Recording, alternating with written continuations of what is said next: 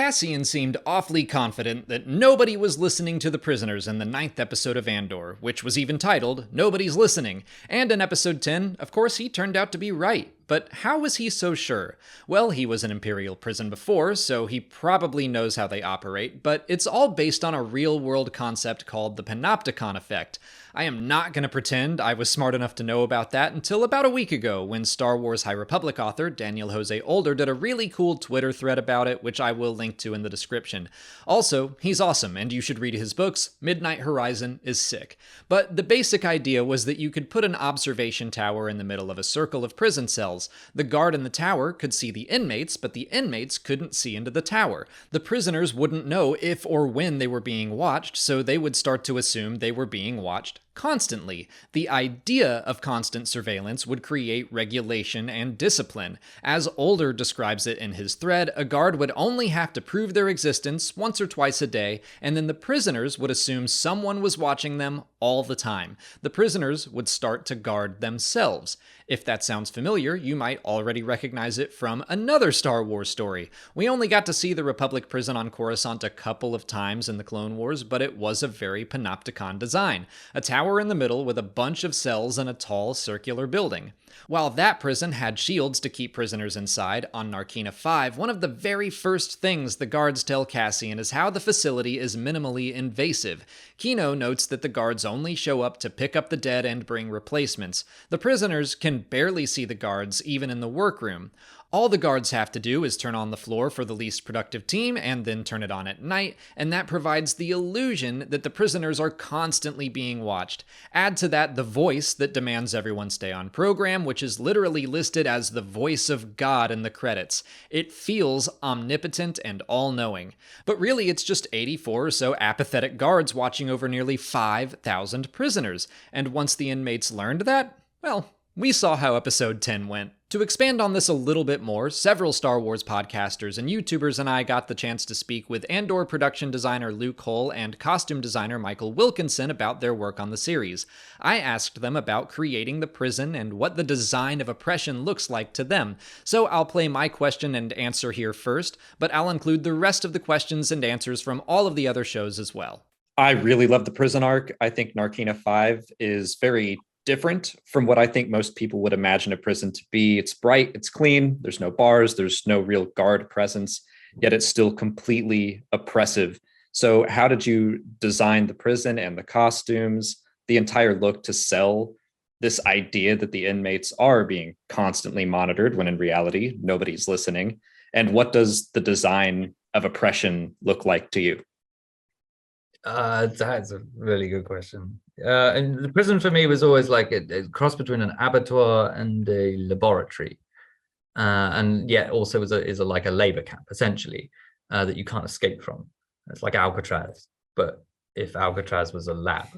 So I just find that more interesting. I mean, it would, right from the beginning when we talked about a prison and we looked at panopticons and things like that, and that logic of how we could make the organic material of the people be the thing that turns the machine. They're the disposable element was what that came from. So I think it's just way more interesting to go with something more sterile and stark. It's more sinister, it's more creepy, it's more THX 1138, which was a good reference which we started with for the prison. So then say something grungy and obvious for a prisoner. I think, I don't know much you've seen, but as that builds, that story, it will make more sense as well. Again, it's I actually really love making white sets as well. I think they photograph beautifully. I think things pop more. I think they have a sinister nature, which I think was just, I don't know, it just felt more interesting for that part of the show. When you look at how we break down these blocks and, you know, the earthiness of Ferrix against the sort of organicness of the highlands, which is like our version of the desert, and then this kind of trapped sterility of the prison. Yeah, it started there and then it evolved, and I know Michael is the same, really. I mean, like, yeah. Sorry, Michael, carry on. I think for us, Luke and I sort of talked about how do those who wield the power, like the Empire, how do they use environment and color to oppress and intimidate and disorientate? And I think this palette of white on white is like there's nowhere to hide. It's quite horrific. You lose your sense of depth because all you can see is white on white. So it's you're disempowered by this soul destroying environment. So we spent lots of time also developing a fabric that felt very utilitarian, disposable. It feels like they just peel them off at the end of the day. They're treated like cattle, hosed down, sterilized, and then they're given a fresh one for the next day. So I kind of like all of these tiny little details that would eat away at you psychologically as a prisoner. They were sort of brought into the details of the costume. Thank you. Hi, this is Pete Fletzer from Around the Galaxy. Luke, the Easter egg placement in Andor has arguably been the most subtle of all the live-action Disney Star Wars, but it's also had some of the deepest cuts. How do you work with the story group to make sure fans of the lore are served without excluding the casual fans? Thanks. Ooh, there we go. I think it's more about just making sure that we don't start from a basis of it being fan service. So it's like, it's it's not the first thing I think about.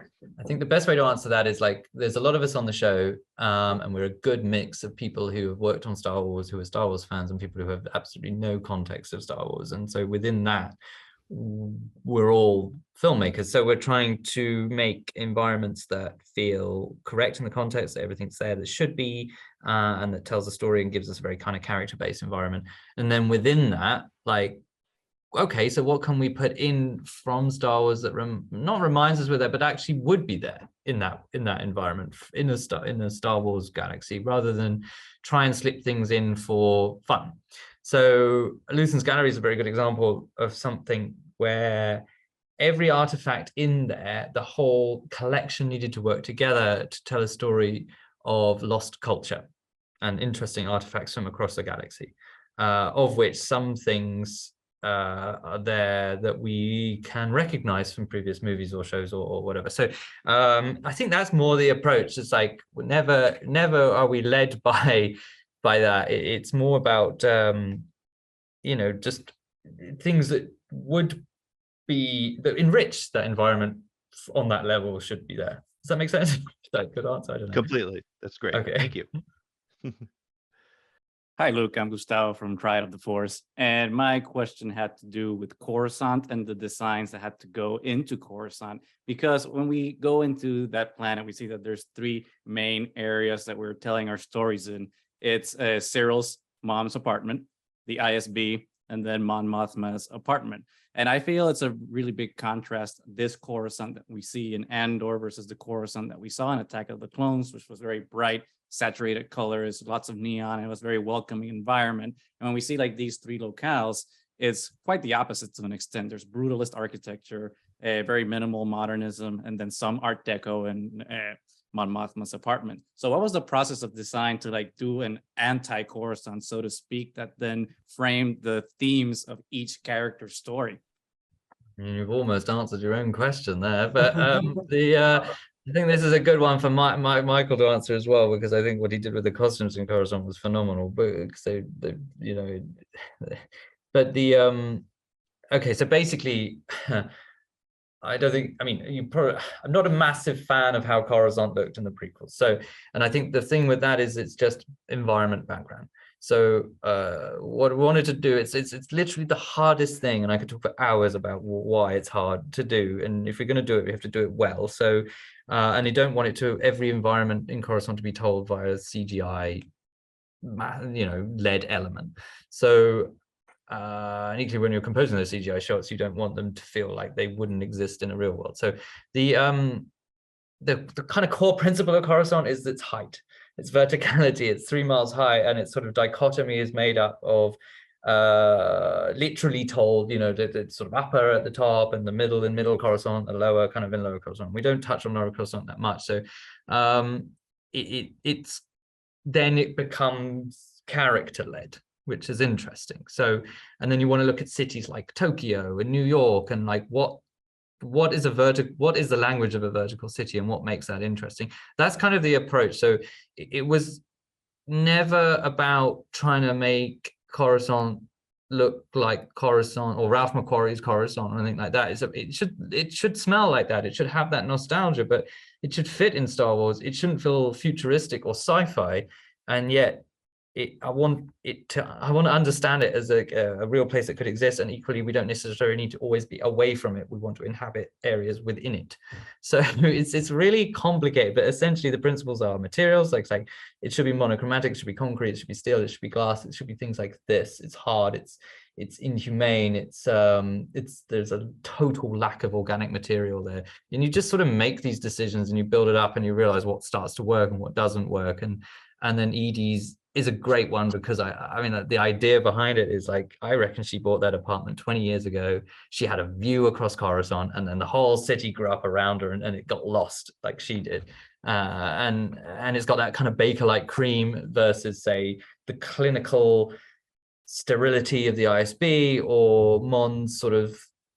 It's kind of like Mon's place is almost like an embassy building that was given to her. So it's got values of her Chandrilian culture, and yet also it's got this sort of lack of I don't know, comfort that brings with Coruscant. So I don't know if that answers your question, but I really do think you should ask Michael that question, because I think we both talked a lot about that planet in particular.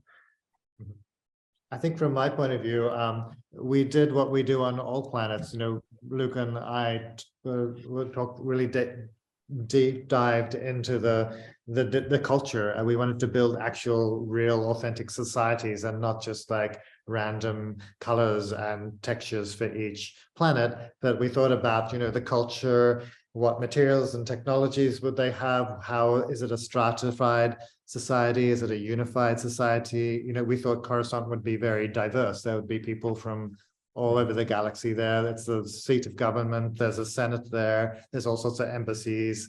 But within, we also go deep into the core of Coruscant. So we see the different societies. We see the people that might, you know, service the buildings, the lower Coruscant. We go deeper and deeper until people are engaging in more nefarious activities.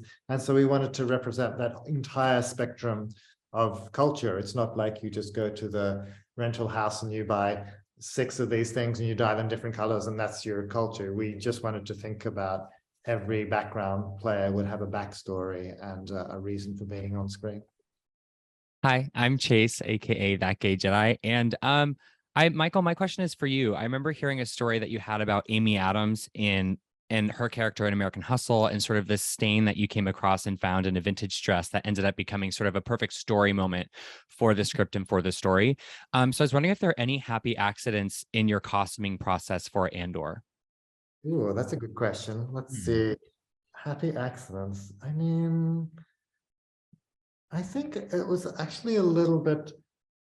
There weren't actually so many accidents on this set, were there, Luke? In the sense that everything was much more. There was this endless discussion and thinking about things. So I think it was. American Hustle was very of the moment and organic, and let's just give this a go. But when you're working in the Star Wars universe, everything really has to have a logic and a reason for being on camera. You know, there's going to be a lot of scrutiny over every square inch of the frame, as you guys are very familiar with this concept, and so you want to make sure that things are there for a reason. So I would say there wasn't so much. Accents, but just lots of deep thinking. Thank you. Hello, Luke and Michael. This is Sarah and Richard from Skywalking through Neverland.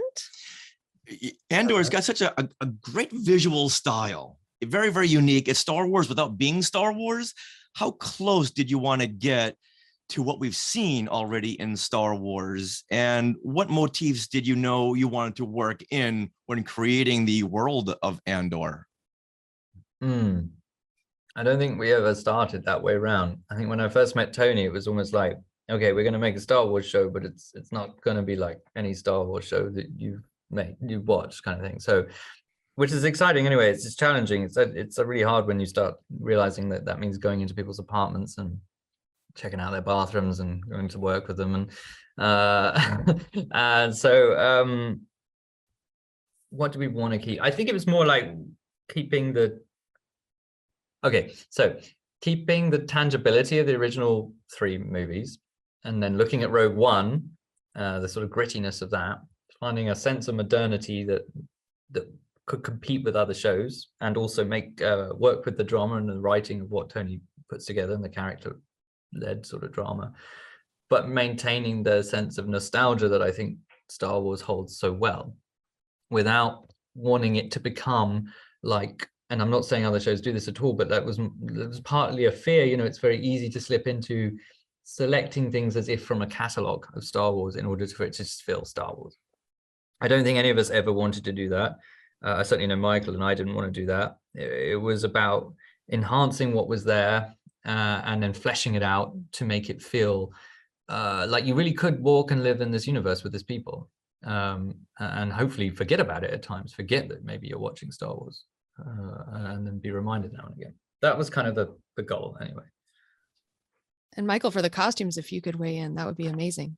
Yeah, I think we knew as soon as we read the scripts that we would have to take a new approach to our creating the visuals for this project. You know, all of Tony's characters are so, you know, detailed and complex, messed up. You know, they couldn't afford to be just like 2-dimensional costuming. Every sort of detail and layer had to be thought about. You know, the choices would be practical, character driven, and not ornamental or added on. So, which really worked for me, because that's the way that I love to work as well. But there was certainly, you know, what incredible established costume language there is for Star Wars already. 40 years of incredible design of some of the most talented costume designers on the planet, sort of contributing their vision to the what a Star Wars world looks like. So it was, you know, amazing to have an opportunity to have my own take on that world. And so we wanted to definitely, you know, use the presence of things like the established uniforms and the armor to ground us really firmly into the Star Wars world. They would do a lot of work for us to sort of show the audience that, yes, this is a world that they knew. But then that gave us the opportunity to leap off with some of our other characters and try some new ideas and show audiences some new compelling and surprising costume ideas. Oh, thank you so much. Thank you.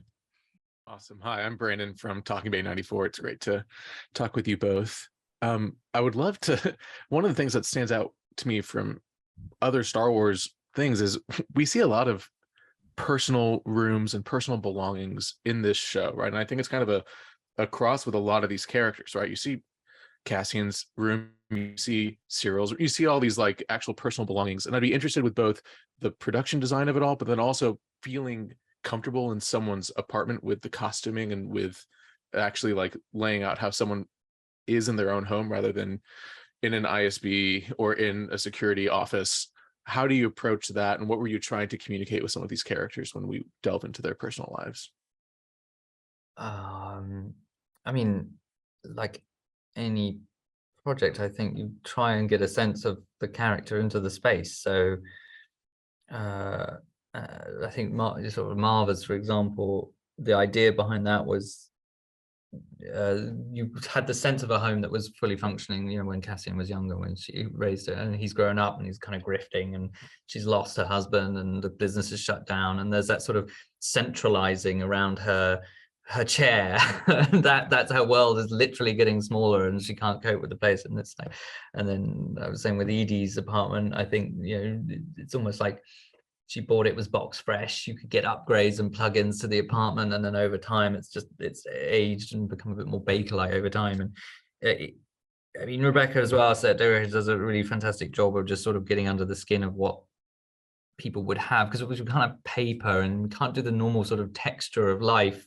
So we have to be very selective and actually more thoughtful. Like, so in Edie's, we're really hooked into this idea that she has this home salon in the corner, which you never see in season 1, but it's there.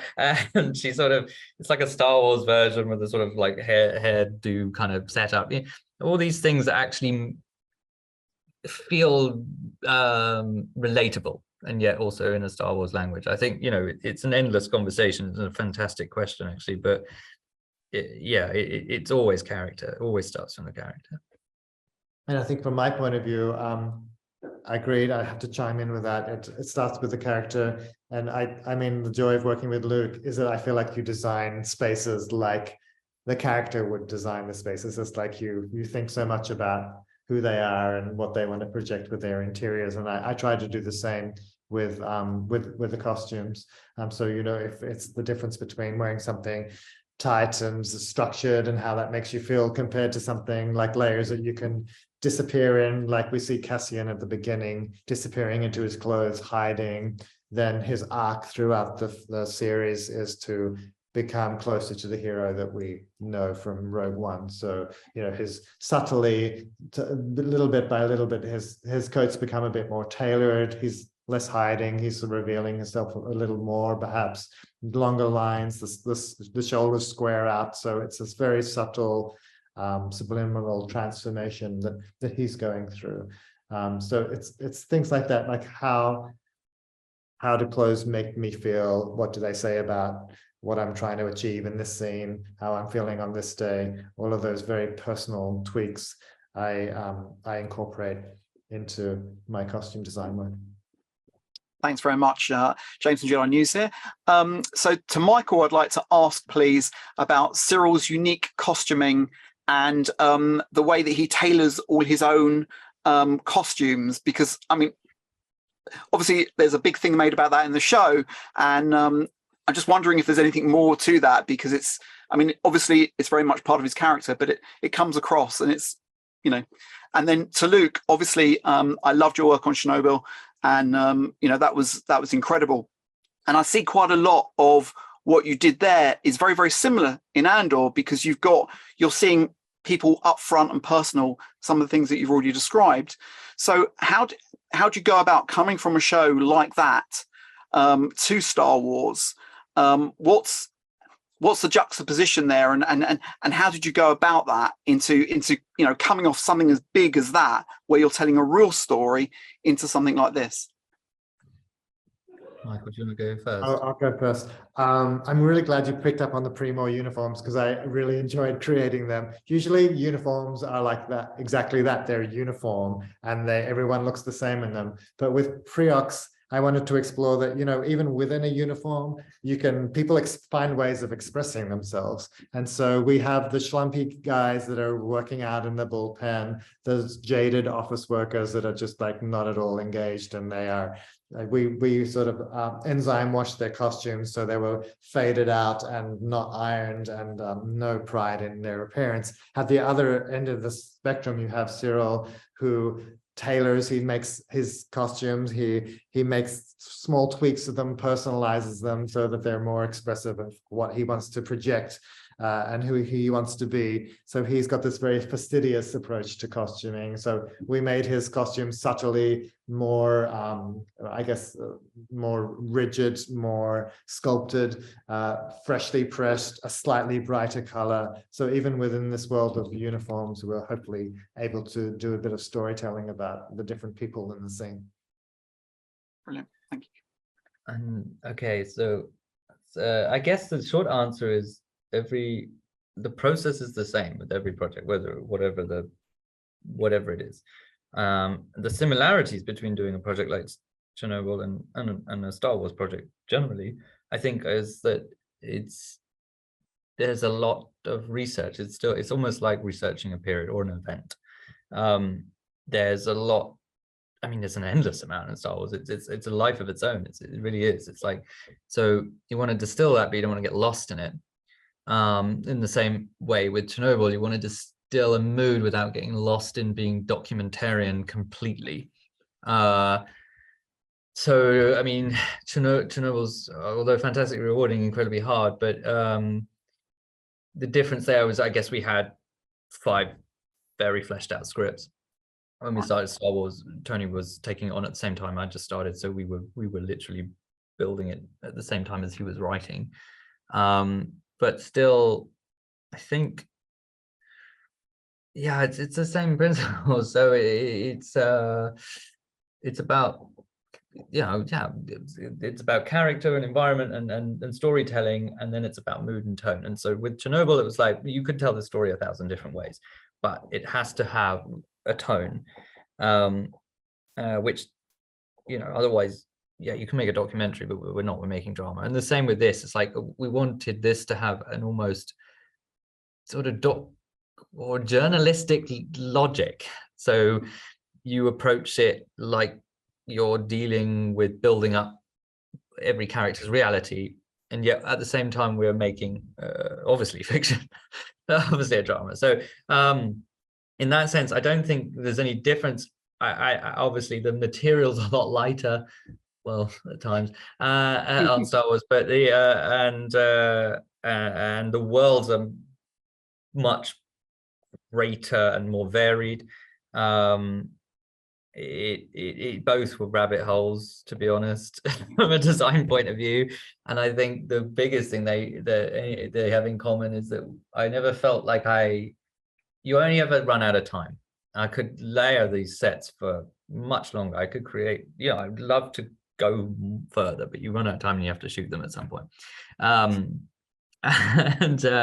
So I don't know. It's actually been hugely enjoyable to work on or play in the sandpit of Star Wars, because it's not something I expected to do. Certainly not something I expected to do next.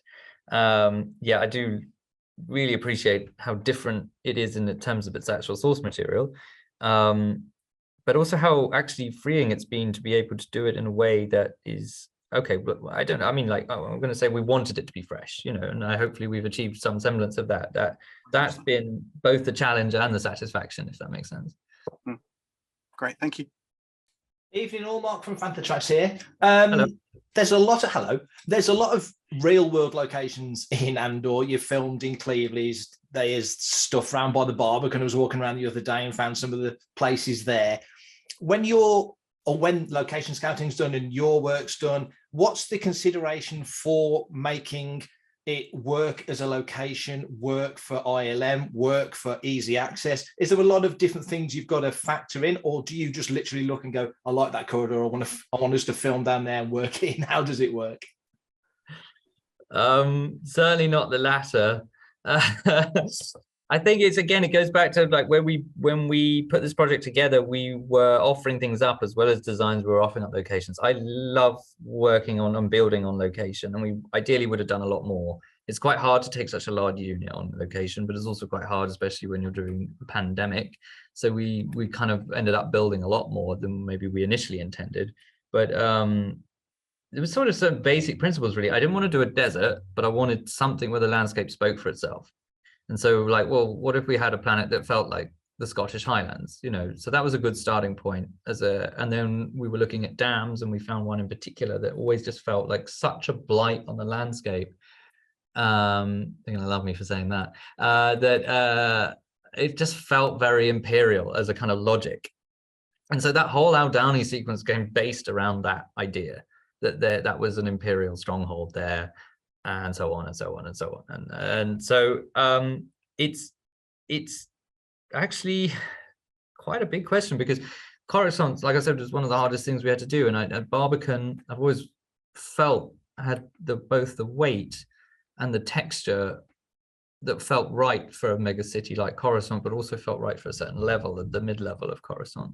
Obviously there is work within there, but we never sort of approached the location on the basis of, we didn't concept something. And Moen, who's the VFX supervisor, who's like literally with us from day one, like he is a massive part of this show, has great taste. So it's never led by that. It's always about how can we enhance this real place, or how can we put it within the wider world of Coruscant? How can we do shots that you would do in a real city and not in a CGI environment? So it's a huge question, but like I always said that the best place to shoot Coruscant would be Paris, because you've got both the scale and the sort of the style of certain aspects of Coruscant. It's slim pickings in London, I've got to tell you. But and then I don't know. I mean, is that getting close to answering your question?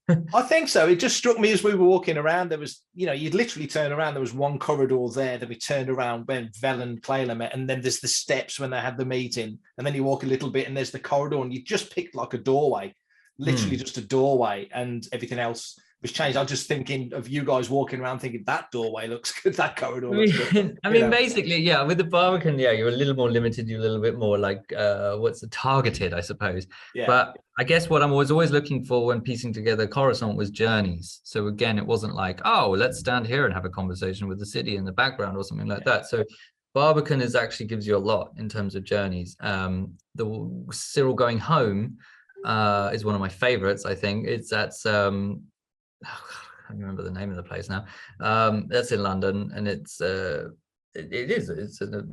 a brutalist estate. And yeah, I mean, all we really did was sort of make it go much further down and give it that elevation and that sort of sense of depression, I suppose.